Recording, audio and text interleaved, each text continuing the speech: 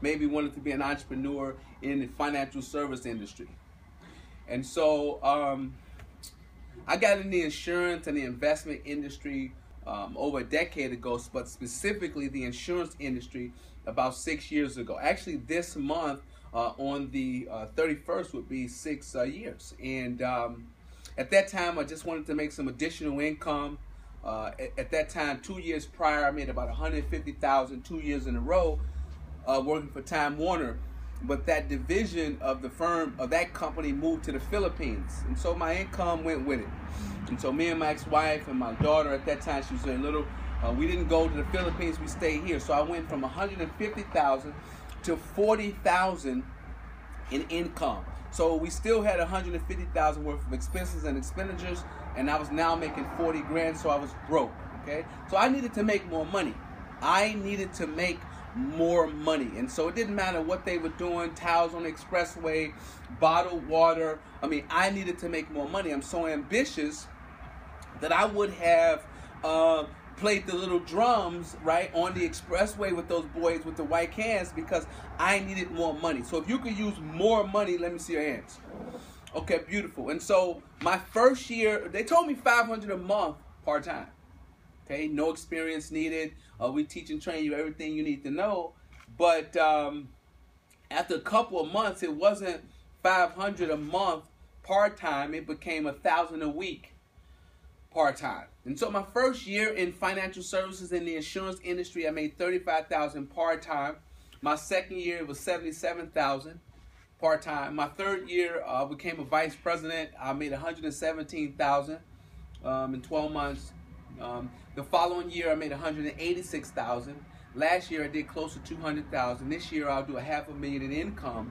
And so I'm a head recruiter. I'm the corporate recruiter for the firm. It's my job to recruit, to train and develop other agents so that you can make great part-time income, maybe $30,000, $40,000 part-time, while staying in the safety and security of what you're already doing, and or become a full-timer, an entrepreneur making well over six-figure income. So again, welcome to People Helping People. And you're going to hear some things today, some concepts in insurance, some concepts in banking, the type of people we're looking for. And it may or may not be for you, but if you're ambitious, you're hardworking, you're self-disciplined, this could be an industry that you'd make great income. So I'm going to bring up our keynote speaker this morning. Hailing all the way from the southwest side of Chicago, 79th and Western. You know, he's one of the top new up-and-coming leaders in the organization. He did 8 direct recruits last month. Raised in Inglewood. That's right. Building a good, solid team. And has an incredible future here. So without further ado, I want to bring up the awesome, the unbelievable, Mr. Renaud Sims.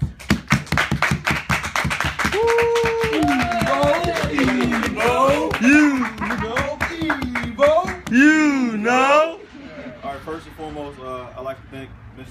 Jamal Muhammad for allowing me the opportunity to come up here and talk to you guys about the business opportunity today, which I feel is the greatest opportunity in the world right now. So definitely thank you, Jamal, for trusting me to get up here and explain the business to you guys. One side note, I'm not a public speaker, just so everybody here knows. So I might say some things that you might be like, hey, this guy's not professional. Well, I'm not a public speaker, so don't judge me, okay? So let's get on to the first slide. People helping people. All right, our mission is saving America by bringing back free enterprise and hope to American families. So that's our mission statement. This is what we stand for. This is the mission that we carry out, and this is how we basically that's our whole mission for families. Cool. Where do skeptics come from? You might be here, you might be a skeptic. You might be like, why is this guy up here looking like Nick Cannon talking about a business opportunity or something like that, you know? So if you're a skeptic, I mean, just hold easy. Let me give you all your problems. I can give you all the solutions for them, all right? Cool.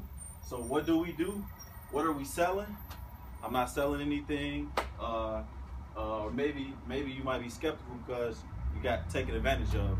A lot of people are conditioned to say no, you know, and also it's consequences basically by you saying no, and also you live a life full of regrets, a lot a lot of what ifs, not really recognizing your full potential because you're so negative minded or so closed off because you've been taken advantage of before. But what I'm gonna do is explain to you what we do, how we do it, and take care of all of these so you won't have any fears or concern going forward. Does that sound all right with you guys? Yes. All right, cool. All right, trust. Now, the person that invited you here, I'm pretty sure you know them or you met them, but it's some level of trust that you guys have established with each other, right? Right. Okay, cool. All right, so let's get to the first slide. Does America trust the banking industry? No. No? Okay, cool. That's great. So what about these guys? Merrill Lynch, Fannie Mae, Indy Barnstern. You guys know anything about these companies?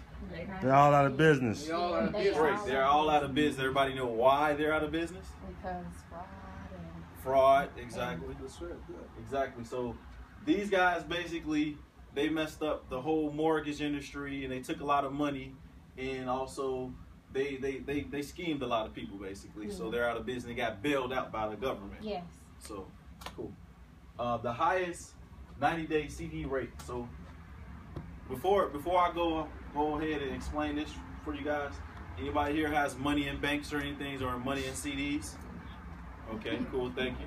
All right, so now did you know that the highest CD rate of return in history was back in 1981?